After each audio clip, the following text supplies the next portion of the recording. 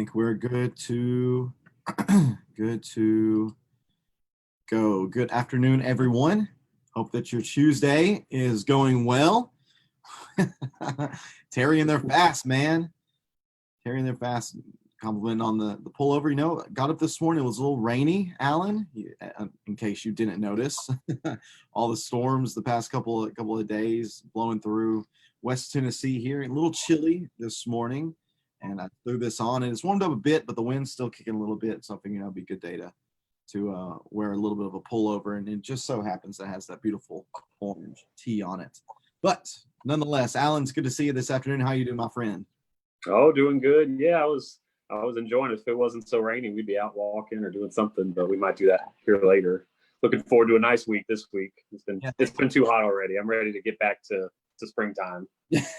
Well, getting back to springtime would entail that there was a spring. Do we really have much of a spring? I don't know. It's crazy to think about just how insane this year has been thus far. But we're thankful to God. He is wonderful and merciful and gracious to us.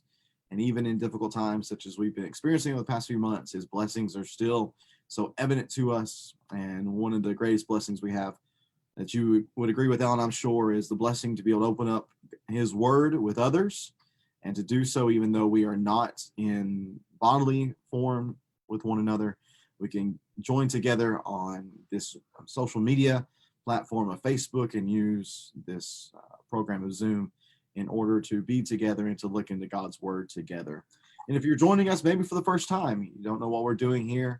My name is Nick Angel, and with me is my good friend Alan Steenstring, one of our deacons here at the Pleasant Plains Church of Christ. And we are doing as the title of the study entails. We're just walking through history. And that word history, there's kind of a double play there. It is not just recorded history we believe that we are considering, but it's also it's also a story. It's God's story. It's his story of himself, his creation of this earth, and his grand creation of us as mankind, and where we began in the garden in Genesis 1, 2, and 3, how Genesis 3 was one of the great episodes that set the tone for our existence today, that along with Genesis 6 and Genesis chapter 11. So we have the fall in the garden, we have the sin of Genesis 6, we have the sin that takes place at Babel. That has gotten us to where we are today. But we began there in Genesis 1, and we've just been walking through the story and building up to where we are today, which is Genesis chapter 39 and Genesis chapter 40, as we're looking at Joseph's time that he has spent in Egypt. Again, just kind of giving a little bit of a summary of where we've been. Those first 11 chapters, as I mentioned, that is really showing God's interaction with the world almost as a whole, all of mankind, and his focus on everyone. But then beginning in chapter 12, there's a narrowing of the focus to the family of Abraham and the great role that they're going to play as being the family through whom the Messiah, the Christ, who is actually prophesied all the way back in chapter 3 of Genesis, bringing him into existence and into the creation to restore mankind, and to be the type of people that God created us to be, image bearers, people who reflect his character and his image in this life. And we are Terry's killing me. Oh man, I can't pay attention. Hey, Allie, can we block people from this just so hooligans in here? Terry, actually, to answer your question, Terry asked if this is going to be VBS Joseph or Salts Joseph, and actually it is much more Salts Joseph. We did not romanticize Joseph all that much in the beginning of the story back in chapter 37. We just kind of shot straight as we saw it. Joseph was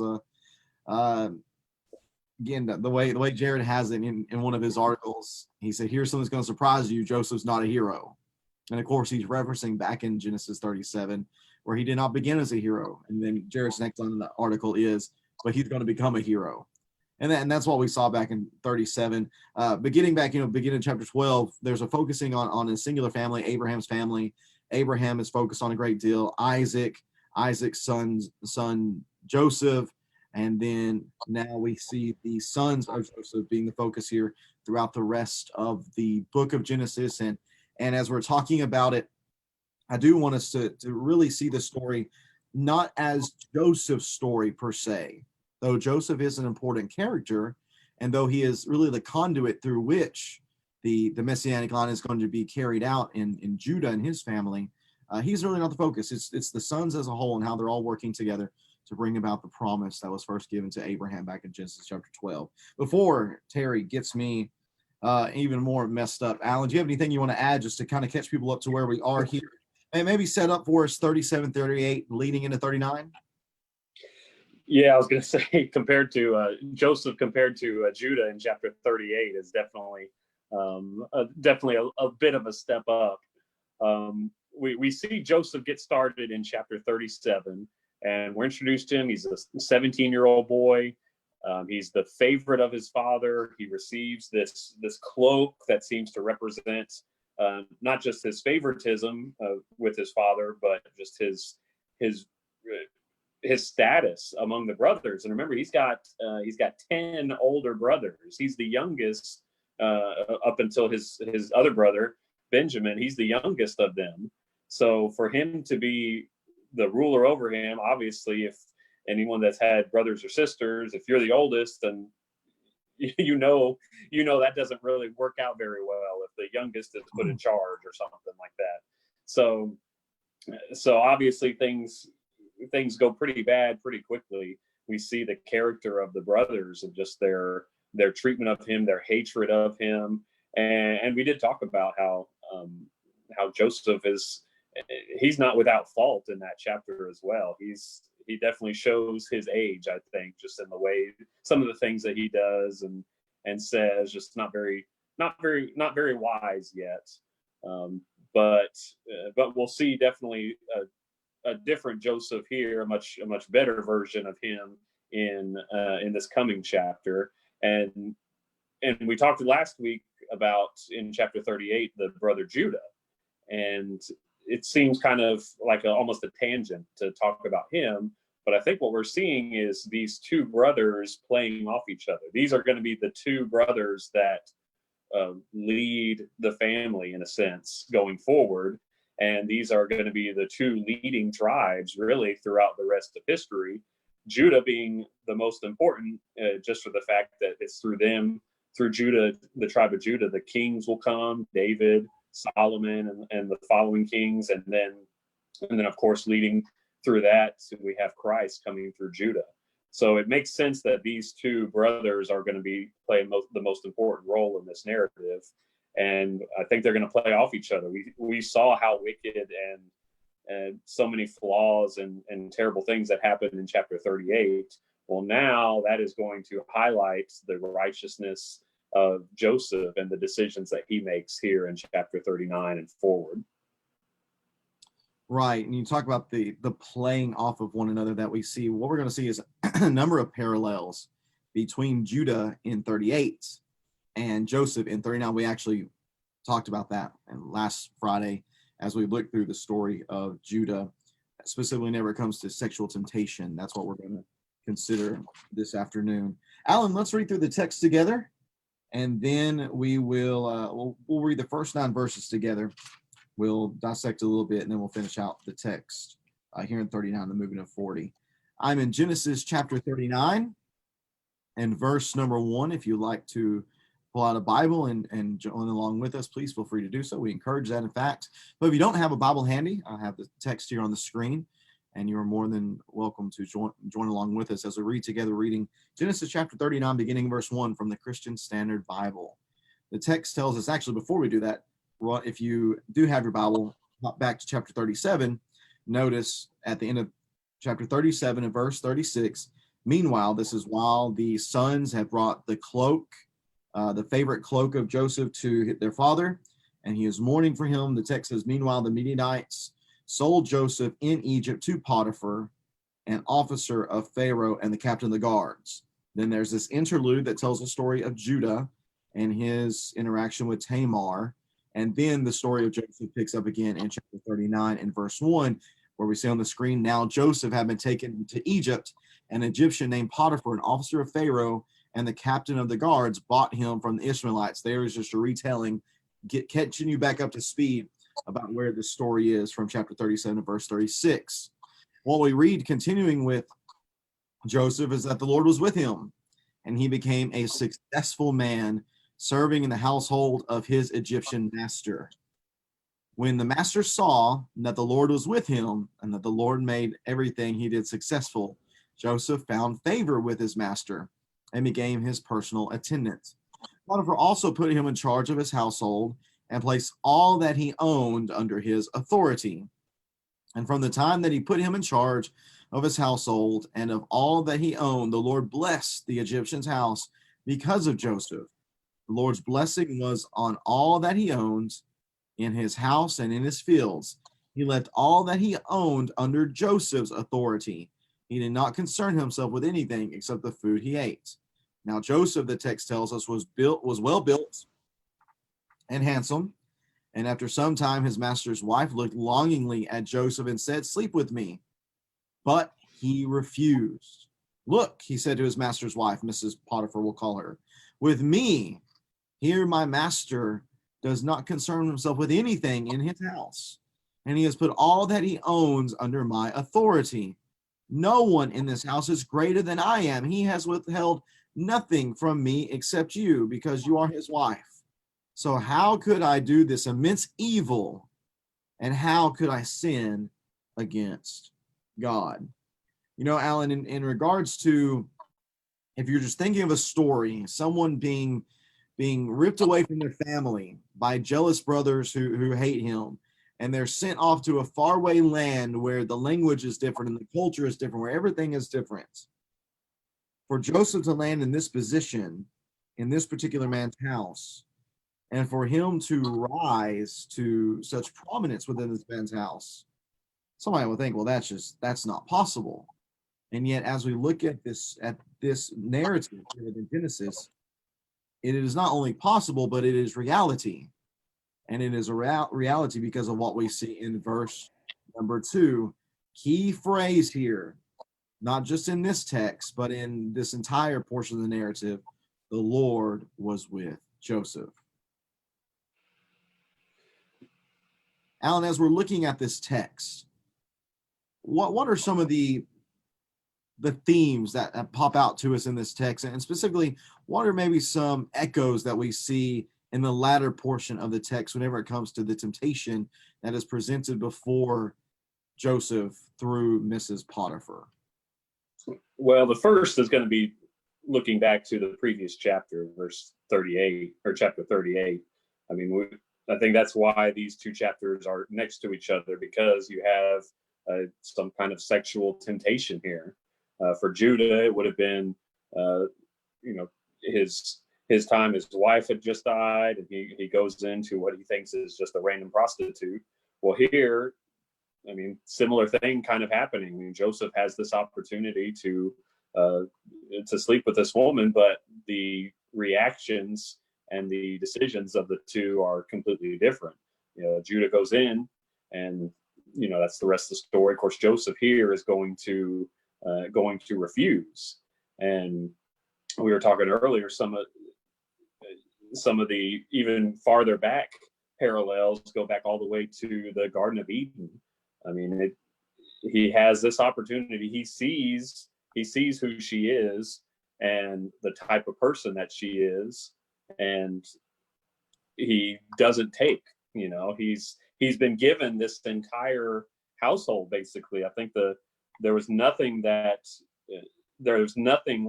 that Potiphar owned in verse 6 that wasn't under Joseph's authority. I mean, that sounds just like the world that Adam was given in the beginning. I mean, he was given dominion over everything. There was nothing except there was the one rule of do not take of the tree of the knowledge of good and evil. And same here. I mean, it was pretty simple. Don't sleep with my wife was pretty much the only stipulation that Joseph had. But to Joseph's credit, he doesn't fall into that same temptation that Eve did. He doesn't give in to that. He refuses.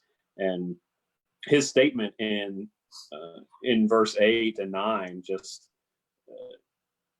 is pretty powerful. I mean, this isn't just a, no thanks, and then he leaves the room.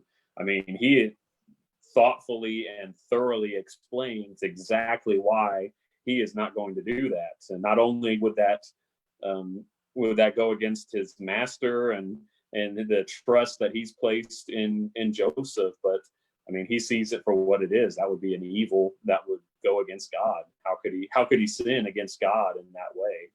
So he knows, I mean, he understands what the consequences of that would be, and he, to his credit, he refuses.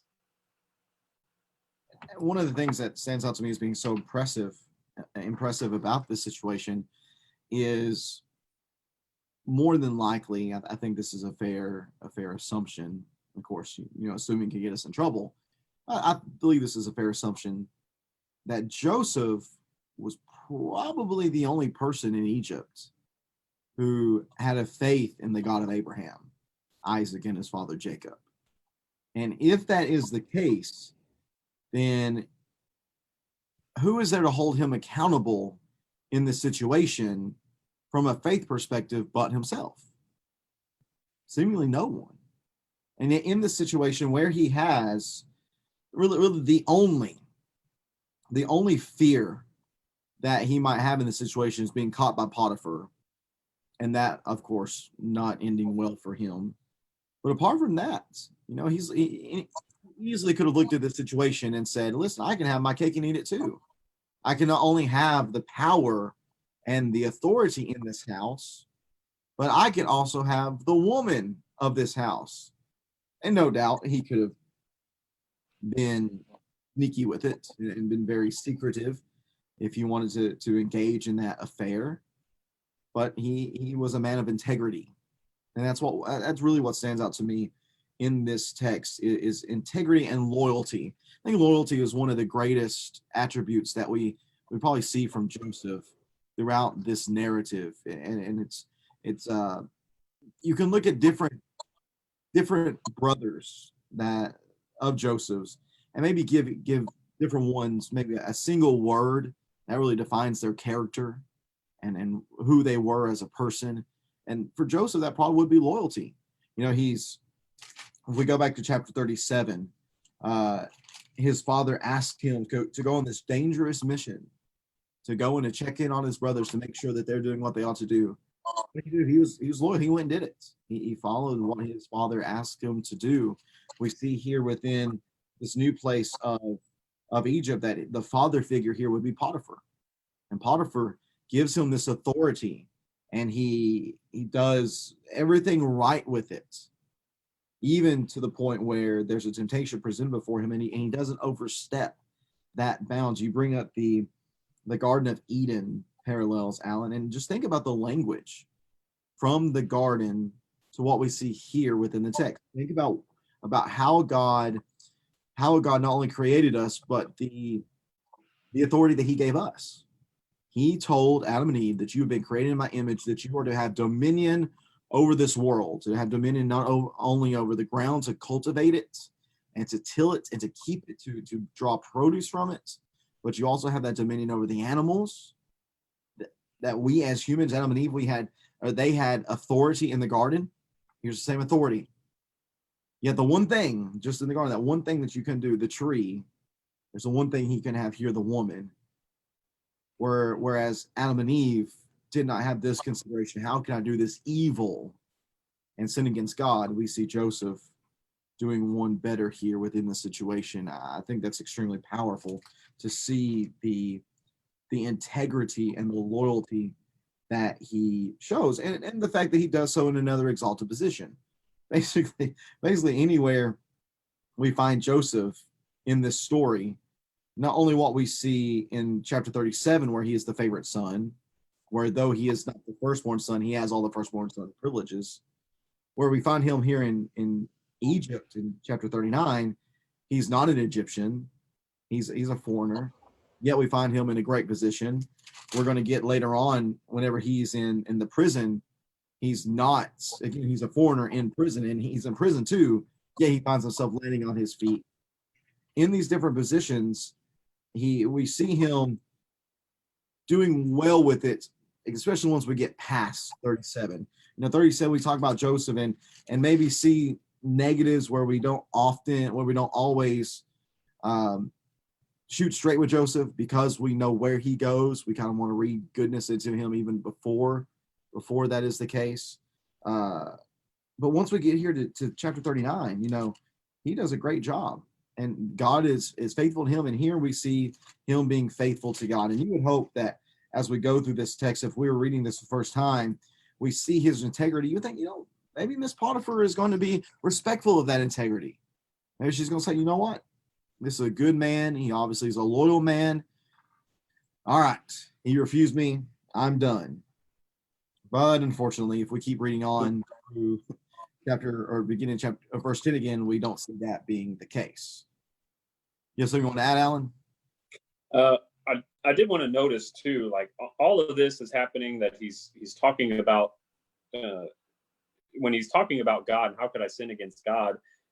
I want to make sure we remember, like, he is in Egypt. He's away from his family. He's away from the land of promise. If you think back to his father, Jacob, when Jacob was leaving, he was fleeing from Esau in a sense and leaving the promised land. He's going to be leaving for about 20 years after he had deceived his father Isaac. He's leaving, and he has that dream at Bethel, where the Jacob's ladder, where the angels were coming up and down. And remember, he said he was surprised that God is in this place. You get the sense that Jacob had a very limited view of God, thinking that God, I mean, he believed in God, I think, but he thought that God was maybe a localized version of God. And we see that pretty commonly throughout the ancient world. They would view gods as local gods. This is the god of the mountains, or the gods of the seas, or the gods of the plains. They were not all powerful or universal gods. They were just local or national gods. So the fact that Joseph he seems to have a much bigger understanding of God already that I think his father lacked at the same, at a similar time in his life. So just the fact that, he doesn't know what's going to happen. Obviously, we know what the rest of the story is, but he already has a sense that, of course, God is watching out for me, and God is here. He's in this place, and he would see if I give in to this temptation. So it's a pretty, I would say it's a pretty mature faith. We kind of understand that better, knowing the full totality of scriptures. But for Joseph to have that understanding, even at this stage, is pretty remarkable, I think. Ryan, you speaking about the kind of geographically located gods, that is a aspect of the Old Testament that maybe we don't catch on the surface. But listening to people who are scholars and really experts in Old Testament studies, particularly Dr. Michael Heiser, he does a lot to do with supernatural beings, demons, and such like that. He speaks in one of his books about the fact that that's the way the people of the Old Testament days, that's the way they saw their gods, as being kind of keyed in with a particular geographical location, which what you just mentioned about Jacob is a direct play on that understanding of the time, that gods were there was one God for this area, another God for this area, another God for that area. Joseph here doesn't see that as being the case. He seems to believe that God is everywhere, and wherever he is, there God is as well. Therefore, there's no hiding from God. It's not as if, say there's a God of Jackson that I serve. Well, if I don't want to upset him, then I'll just run over to Humboldt and do whatever I want to do. He won't know about it. Well, that's not the case with the true God of heaven, with Yahweh. He is everywhere and knows everything and sees all. And we do see, I think that's a great point you're making. We do see the maturity of Joseph here. And you would think, somebody going through what he's gone through, I'm sure, just thinking about his story, I really wonder what went through Joseph's mind during that trip from Canaan to Egypt.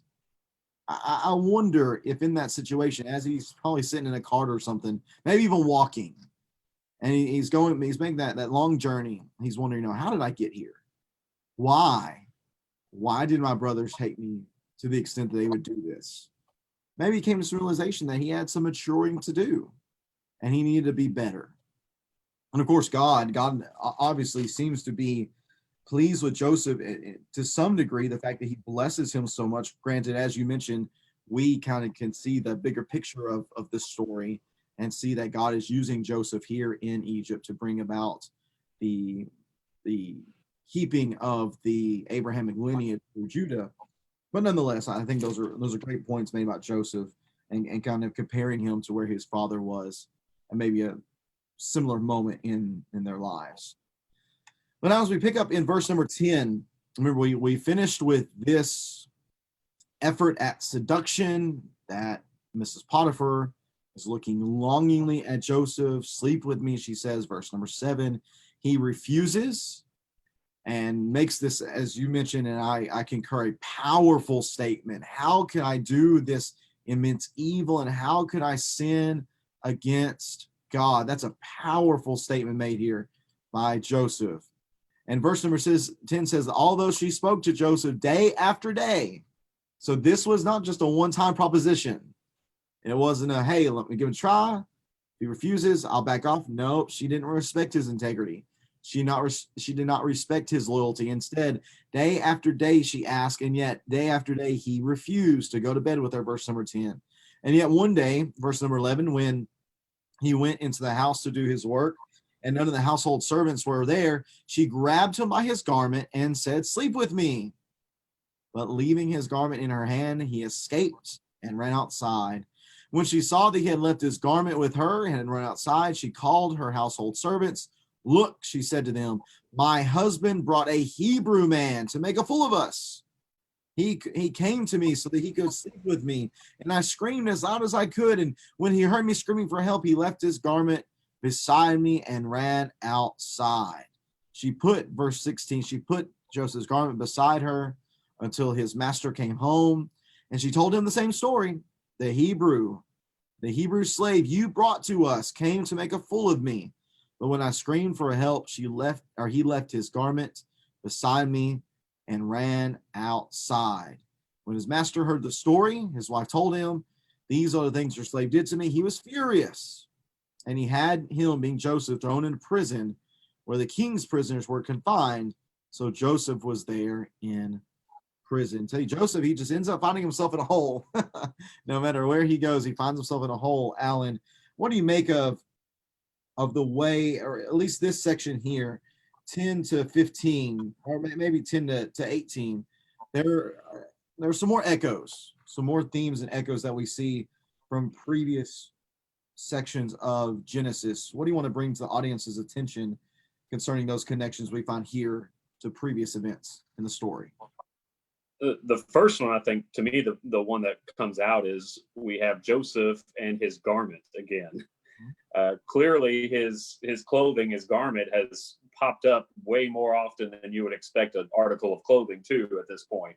So in chapter 37, it's a coat of many colors, and his brothers take his garment off of him when they throw him in the pit. And then what do? They end up using that garment to perpetrate a lie about Joseph, that he's dead. Well, the exact same thing happens here. It's grabbed by Potiphar's wife, and then it even mentions in 13, when she saw that he had left his garment with her, she called her household, and in verse 15, he left his, or in verse 16, she put Joseph's garment beside her until his master came home. Verse 16 is kind of a useless extra if you think about it. That verse, you don't need to say, oh, by the way, she set the garment aside until the master came home. Well, how many times has garment been mentioned in this passage so far? It's just adding to that parallel, I think, there, just the fact that it's always his garment. And I was going to start some of the Jesus parallels there, but I think we'll get to that a little bit later, but obviously there's, his garment is taken from him, and his garment is divided and they cast lots for it. So I think there's some parallels more. There's just one parallel of the many with Christ there, but it's just interesting that garment always comes into play and is used in that same way twice now. Right. And as bringing up Jared again in his articles, he's written on Joseph, one of his favorite stories and characters to write about. He does highlight the importance that clothing, and that's really what garment is, clothing, plays in the Joseph narrative in that particular section of the story. And one of the things he highlights is, why is clothing important? Well, clothing is important because it's an identity marker. It defines who you are, and that's why we go to the New Testament. We talk about being clothed with Christ. Why does that matter? Well, that's an identity marker. To be clothed with Christ means to belong to Christ. Just as clothing does that, clothing identifies something about us, exactly just like what we had at the opening of this study. Terry commented on the power T. Well, what does this power T show? Well, that I have some affinity for the University of Tennessee. That's where I went to school, got my degree from. So you can tell just from my clothing, more than likely, something about me. And that's what we see here within the story. Joseph, what was given to him to show that he was his father's favorite? Well, the additional cloak, the additional coat in many colors, we refer to it as. What do we see here? What is going to be used to identify Joseph as a scoundrel? Well, it's going to be the clothing that he left behind. Once we get further into the story, after Joseph is brought out of prison, he's cleaned up and given new clothes. Well, why? To show that he's ascended in status again from being a prisoner now to being someone useful for Pharaoh. Later on in the story, whenever his brothers come to him and they don't recognize Joseph, why? Well, because of his clothing. His clothing gave him a different identity. Here we see that theme being shown time and time again. And I want us to note as well, Alan, that there's a tie in here not just with clothing, but also brothers in a sense. Remember, it was the clothing and that identity marker of being the favorite that caused his brothers to dislike him so much. If we look in this story, and we look specifically at verse number, beginning verse 12, she grabbed him by his garment and said, "Sleep with me," believing his garment in her hand. He escaped around outside when she saw that he left his garment with her and her outside. Who did she call? She called her household servants. Well, why? Why would Mrs. Potiphar think to do this? Well, if you're looking at it from the perspective of these other household slaves, some who probably were like Joseph from other places, but some who probably were Egyptians. Could you imagine being an Egyptian and having this random foreigner, this Hebrew, come and have authority over you? Probably a safe assumption, again, to think that they were probably jealous of Joseph to some extent. What she's doing, she's using this garment, she's using the story to try to gain support for her. That way, whenever Potiphar comes home, she begins to tell the story as she does, that if there's any question, he might ask the servants might be right along beside her. I want to note too, Alan, that what she says, what her accusation is in verse 14. Look, she said to them, my husband brought a Hebrew man to make fools of us. He came to me so he could sleep with me, and I screamed as loud as I could. We see that again in verse number 17. The Hebrew slave, as she's speaking to her husband Potiphar, the Hebrew slave you brought to us came to make a fool of me. We see this again, verse 19. These are things your slave did to me. This whole idea of making a fool dishonoring is a similar idea to what we see back with Abraham and Ishmael and Hagar and Sarah. Remember that after Hagar was given to Abraham, that she despised her mistress Sarah, made a fool, could be another understanding. This is the same idea we have here within this text. Later on, after the sons are born, what do we see Ishmael doing towards Isaac? It says that Ishmael was laughing at Isaac, making fun of Isaac, and Sarah sees that and she's offended, which is why Hagar is once again sent away. So we see these same kind of ideas being brought forth again, and it's this idea of dishonoring or making a fool of that landed Hagar in a bad place 2 times, and now we see it landing Joseph in a bad place here. Alan, as we look at this story, and as we look specifically at Potiphar's reaction, we read in verse 19 that he was, at the end of verse 19, that he was furious. Well, obviously, this means that he's furious at Joseph, right? I like that you highlighted how the wife and I guess partially the other servants of the house kind of play the role of the brothers. If there's parallels between this chapter and 37, they're the ones that do not like him. And well, that would make Potiphar in the role of Jacob. Well, how does Jacob feel about Joseph? Obviously, he's the favored son.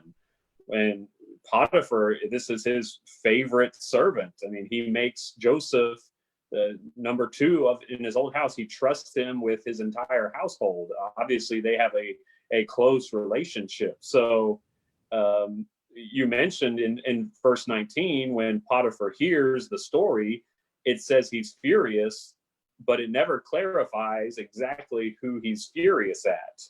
And when you read back the previous verses, notice what the wife is doing. She's before even Potiphar gets home, she is appealing her case to the rest of the household. Well, what do they have anything to do with that? Why would they care? Like, all she needs to say to Potiphar is, hey, he tried to sleep with me, or he tried to rape me, or whatever. And I mean, if Potiphar believes it, then he's going to have Joseph put in prison, or worse, put to death. So why is she talking to the servants and highlighting the fact that Joseph is a Hebrew so often, over and over and over again, and even almost accusing Potiphar, saying that the slave that you brought to make a fool of us? You get the sense, when you put all that together, you get the sense that Potiphar, I think he's furious at the situation. I don't think he's mad at Joseph at all. I think he understands exactly what's happened here, but because of the actions of the wife, I can't imagine that he hasn't no idea that his wife is of this type of character. So to me, I think he's mad at the situation, that the wife has enough of evidence in the garment and enough of a following, the backing of the rest of the slaves, that he doesn't have any choice but to throw Joseph into prison and get rid of him. And he's mad because he's losing his best servant. It's in verse 2, he saw that the Lord was with Joseph. Or verse 3, it says, when his master saw that the Lord was with him. It's a little bit different with the keeper of the prison in a few verses later. It doesn't mention the Lord, but right there it says that Potiphar recognized that the Lord was with Joseph. So to me, there was some understanding that that Joseph's God is, I think there's maybe not a complete faith there, but there's a little bit of faith enough to show that, hey, this is someone that I want as a crucial role in my household. I think we'll see that later, even with Pharaoh having at least some understanding, enough of a knowledge of Joseph's God to know that it will be very wise to keep him close and use him and benefit from blessing him and being blessed by him. So yeah, I think Potiphar is just, he's mad because he's got no other choice. He can't keep Joseph now, and he's really upset about that. I wonder, Alan, if this is just a regular servant, slave in a household. I wonder if he'd be thrown in prison, or if he'd be killed.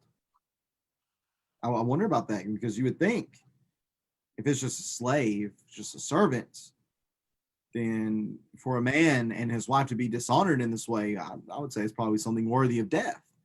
And that he's not killed, Alan. I think that's one evidence for your thoughts, and I concur with your thoughts that the fury here probably not so much at Joseph as it is probably at the wife. It's more than likely probably known to Potiphar that she's a floozy. She's someone who's not trustworthy. But prison, why prison? There's actually a Jewish opinion, an ancient Jewish opinion, a tradition that this was actually Potiphar, Mrs. Potiphar, who suggested prison, probably trying to make it seem like she's being merciful, but really, wanting to keep him alive so she can deal with him later on herself. Probably understand what we're saying there. But besides that, what is probably more possible is just what you said. Potiphar's upset that this man who he admires, this man who he really seems to really care for, he is, I believe, you said rightly, I believe he is a Jacob type figure here in this story. He doesn't want to kill him, and he doesn't want to send him just to the lowest of low prisons. No, he actually commits him to the king's prison. Well, who would have been the one in charge of the king's prison where the soldiers were and kept guard? Well, it would have been Potiphar himself, more than likely. Therefore, we see Potiphar really, in a sense, keeping Joseph within his extended family in a way, putting him in a place where he could keep an eye on him and putting him in a place where it wouldn't be the worst of worst, where it's not like he is 20 feet underground, cold, dark, musty, with nothing besides water and some bread crust to eat. No, he's being taken care of to an extent. And we can especially see that as we see his conditions in prison, beginning in verse 21, that the Lord was with Joseph. Remember, that's an important term here within this text of Genesis 39 and following, the Lord being with Joseph. And it says that he granted him favor with the prison warden. The warden put all the prisoners who were in the prison under Joseph's authority. We've seen that before as well. Just as Potiphar put Joseph in a place of authority within his household, he also does that here within prison, that the warden puts him in a position of authority. And it says that he was responsible for everything that was done there. He was, in a sense, the head inmate, if you can call it that. And the warden did not bother with anything under Joseph's authority. That parallels what we see in Potiphar's wife, or Potiphar's household. He didn't care about anything except the food that he ate. And this was all because, verse 23, again, so key here, the Lord was with him.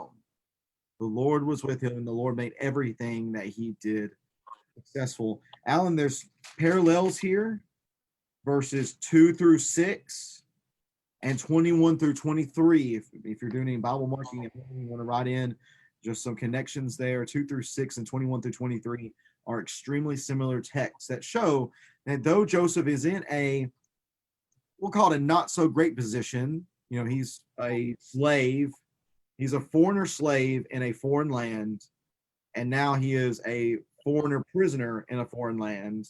Yet even with that being his circumstances, the Lord was with him. Alan, do you have anything you want to add to that?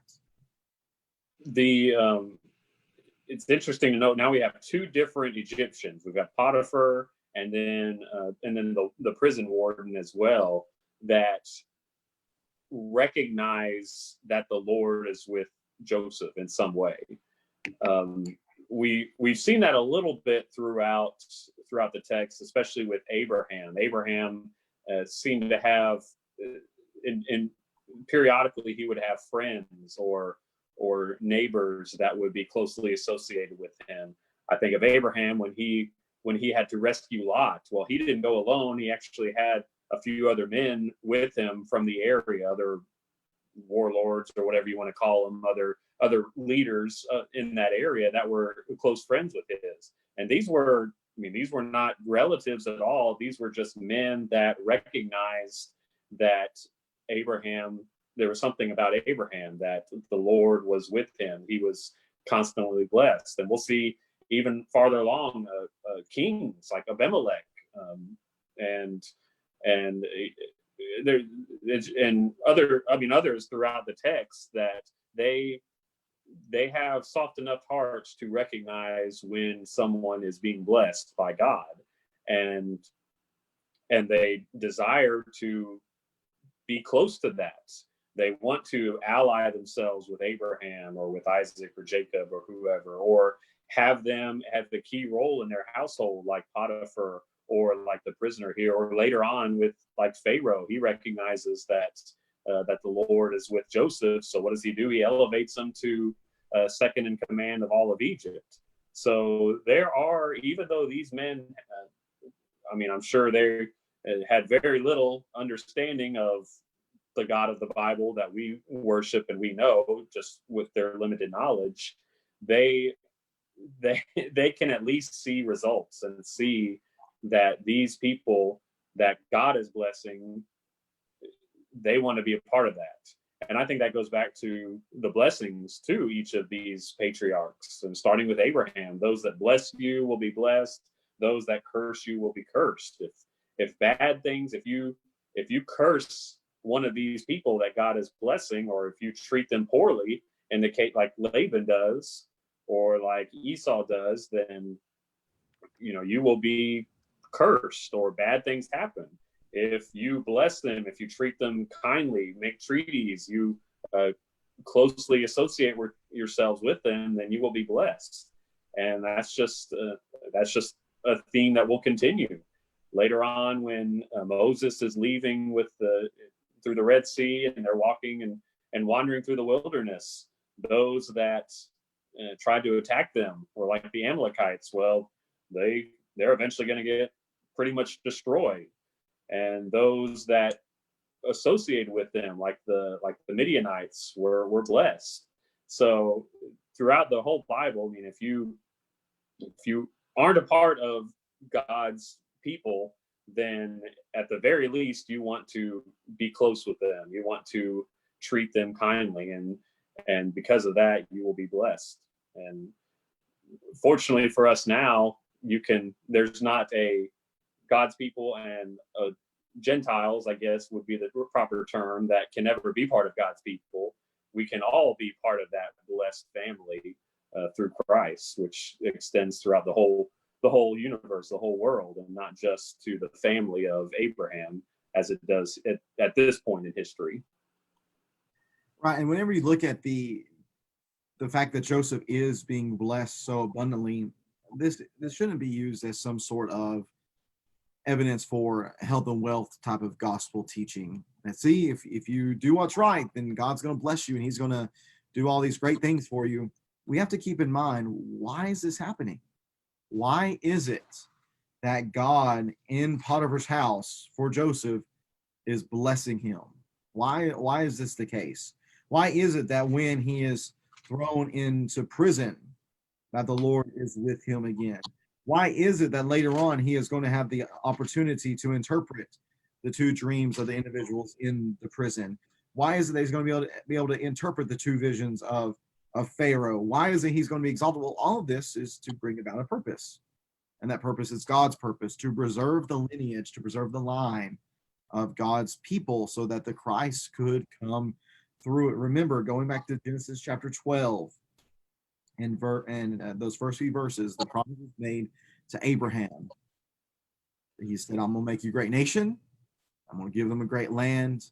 And through your seed, all the nations of the earth are going to be blessed. What we're doing is we're preparing Abraham's family to receive these promises, to be blessed in this way. In the first two, if you're unfamiliar with the story, they're going to eventually, everyone's going to come down to Egypt, and they're going to be blessed with great numbers. They're going to multiply in an incredible way.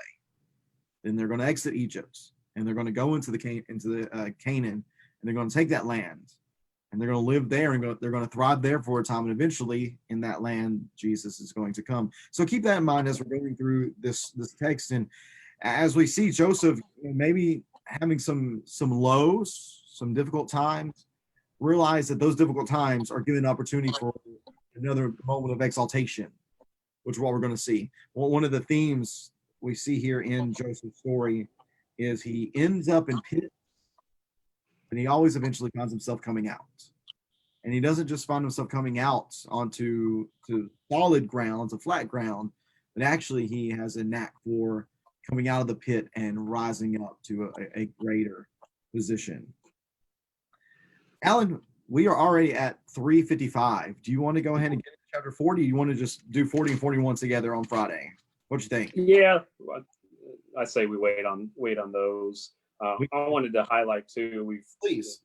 We've talked. I mentioned earlier just some of the parallels between Joseph and Jesus, and I'll at the end of class I'll share just a couple lists. I mean, I've got like 3 pages worth of just phrases or things that happened to Joseph that the same thing happened to Jesus. So there's just too many for those to be accidents. I think when you're reading about Jesus and everything that happens to him in the Gospels, there's no way that the people either reading it during that time or anyone that knows the story of Joseph couldn't see those similar parallels. So they see that, this favored son of God that is rejected by his own brothers, and basically thrown down, cast away. Jesus being killed on a cross and thrown into the pit, if you will, being death, and then Joseph coming out of that time and time again, just as Jesus rising from the dead, and Joseph eventually will raise up to the second in command of Egypt, and of course Christ raising up and sitting at the right hand of God on high. So I think that's the point. We see so many parallels with Christ that to me it makes sense. Like how can even the 4 gospels that we have of the life of Christ and countless other works throughout the I guess not countless, but the rest of the New Testament that talks about him, how can even those things really contain and give us all the information we need to know about Christ?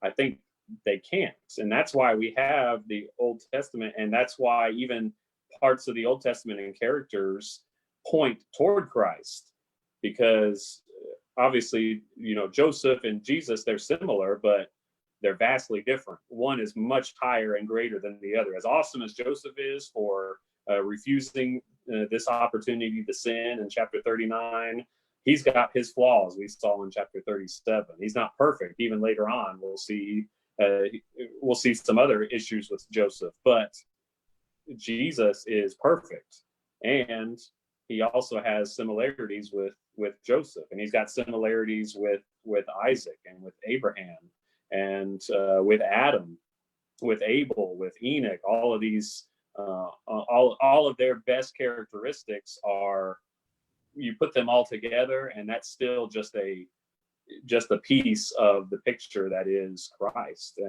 and how wonderful he is, and his role and his sacrifice, and how important it is. And that's and all of those things, I think there's no way these can be accidents, how many things tie into the character and the things that Jesus does. So to read all this, and without the knowing the end and knowing Christ, you wouldn't get as much out of reading Genesis and the Old Testament. It's a perfect, having both is the complete word of God, and it's indescribable. Really, I'm trying to my best, but it really is indescribable to understand how well this is written and put together, and what purpose it's for. Right, even for a wordsmith such as yourself, Alan, if you can, words are difficult to come by for sure. Talking about Jesus and how all these positive characteristics about these different men and these different characters of the Old Testament, how they all combine still to measure up. Well, it's because Jesus is the ideal man. He is what God created us to be. He is, think about Colossians chapter 2, I believe it is, possibly chapter 1. He is the image of the invisible God, not like we are, where we are a reflection in that sense of God, but he is the image of the invisible God. He is who we ought to be striving to be like. And you're talking about all these characters and Jesus, how many times did he say, have you not read? Have you not read? If they would have read, and it wasn't so often that they didn't read, but they didn't listen. They didn't believe. And if those in Jesus's day had read the scriptures and not just read them, but if they had believed them, if their hearts had been soft enough to receive Jesus, they would have seen these connections. They would have seen, wow, this man has the character of Joseph. He has the loyalty of Joseph. He has the faith of Abraham. He has so many of these incredible characteristics. He falters in no way. Then they would have understood, okay, with this is he. This is the guy. So many good things coming here out of Genesis. In a preacher group on Facebook that I'm on, a gentleman, a fellow preacher, said that he was criticized by someone because he preached too much the Old Testament. And he was just sharing with us that conversation and gave us some reasons why it is so important to preach and to teach from the Old Testament. And going through this here with you, Alan, for those who have been joining us regularly, if you did not see the value of the Old Testament, specifically Genesis, before this study, I hope you see it now. I hope you see the great value of reading the story, the history of God's people, his creation, and how all of it's working together, pointing to Christ. As someone said earlier, Genesis to Malachi, the Christ is coming. Matthew to John, the Christ is here. Acts to the Revelation, the Christ is coming back. Well, what we have here is the Christ is coming. Well, what's it going to be like? He's going to be like these people. Their best qualities are all going to be combined, and they're going to be evident in this man, who is the perfect combination of divinity and humanity, both perfectly human and perfectly divine, the ideal man of the type of man that we ought to all be striving to be like. Alan, thank you so much for your good lessons that you've shared with us today. The great highlights, highlighting themes, echoes, parallel similarities between these different texts in Genesis. And it should say something to us where these same ideas keep showing up in these stories. Maybe those ideas ought to mean something to us. Repetition is one of the greatest forms of teaching, and we see a lot of repetition throughout this text. And I hope that it has been beneficial to those who have joined with us. Thank you all so much for being here. We're going to pick up in chapter 40 and look at chapter 40 and 41 on Friday as we look at Joseph interpreting some dreams, not just of Pharaoh himself, but also of some of his servants. We're going to see how that continues to progress the story of Joseph being here in Egypt and where he rises to his next position within this strange land. Thank you all. Again, thank you all so very much for being here. If you have any comments, questions, please feel free to drop those in the chat box or to send questions to this Facebook page. And if you have any spiritual needs, please feel free to reach out to us. We would love to be a blessing to you if we have the ability. And we hope that you have a great rest of the day. Join us again on Friday if you can. If you need someone to study the Bible with, tomorrow night, 6:30, we'll be going through Philippians chapter 2. If you'd like to join us for that study. If there's nothing else that Alan has or any of our viewers have, we bid you a great rest of your day. Stay safe. May God bless you. And we hope to see you soon. Take care.